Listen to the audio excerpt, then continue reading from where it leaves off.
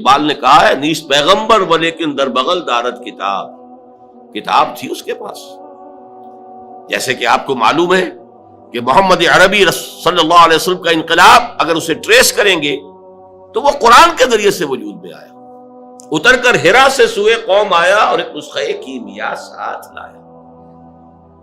بہرحال اگرچہ قرآن کا تقابل کرنا داس کیپیٹال سے یا داس کیپیٹال کا تقابل کرنا قرآن سے، یہ تو میرے نزدیک نامناسب ہے، لیکن یہ کہ آپ اس اعتبار سے ضرور نوٹ کیجئے کہ واقعتاً ایک کتاب ہے جس نے یہ عظیم انقلاب بولشوک ریولوشن برپا کیا۔ لیکن مارکس ہوں یا اینجل صاحب ہوں، دونوں رائٹرز تھے، بس مفکر تھے۔ انہوں نے اپنی کتاب لکھی جرمنی اور لندن میں بیٹھ کر، اور جرمنی اور لندن میں اس انقلاب کا کہیں وجود ہی نہیں واقع ہوا۔ وہ خود اپنی سرکردگی میں، اپنی قیادت میں کسی ایک گاؤں میں بھی انقلاب برپا نہیں کر سکے۔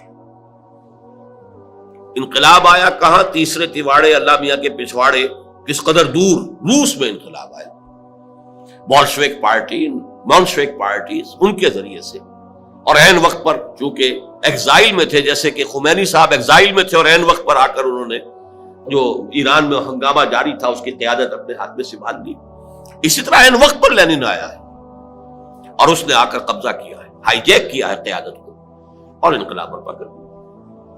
اس تناظر میں دیکھیے محمد عربی صلی اللہ علیہ وسلم ایک فرد واحد کی حیثیت سے اپنی دعوت کا آغاز کرتے ہیں، وہی فکر دینے والے، وہی دعوت دینے والے، وہی ہیں جو سٹریٹ پریچنگ کر رہے ہیں، مکے کی گلیوں میں گھوم رہے ہیں، یا ایھا الناس قولوا لا الہ الا اللہ تفلحون، سٹریٹ پریچنگ گلیوں میں، جیسے حضرت عیسیٰ علیہ السلام سٹریٹ پریچنگ کرتے تھے۔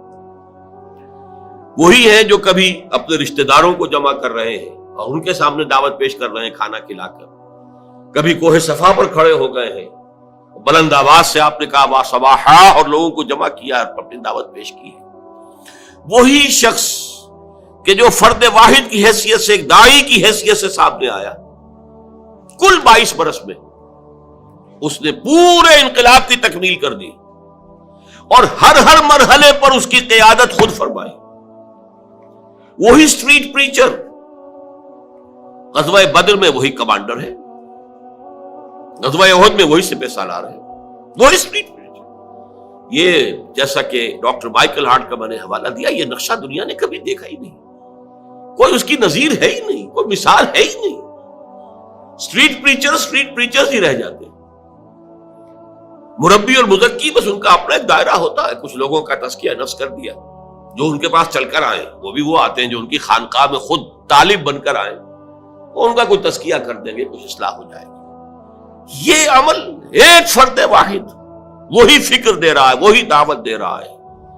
دعوت کا آغاز کتنے میگر، کتنے، میں وہ لفظ استعمال نہیں کرنا چاہتا، لیکن واقعہ یہ ہے کہ کتنے حقیر سے انداز میں ہو رہا ہے اور کیسی کیسی ناکامیاں سامنے آ رہی ہیں۔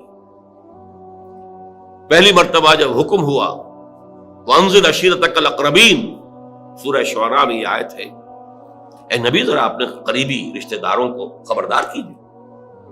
حکم دیا حضرت علی کو، وہ آپ کے زیر کفالت بھی تھے، زیر تربیت بھی تھے، اور پھر وہی نوجوانی کا عالم تھا، تو گویا کہ گھریلو سامان لانا، اس کا بندوبست کرنا انہی کے ذمہ تھا۔ ایک دعوت طعام کا اہتمام کرو اور تمام بنو ہاشم کو بلا لو۔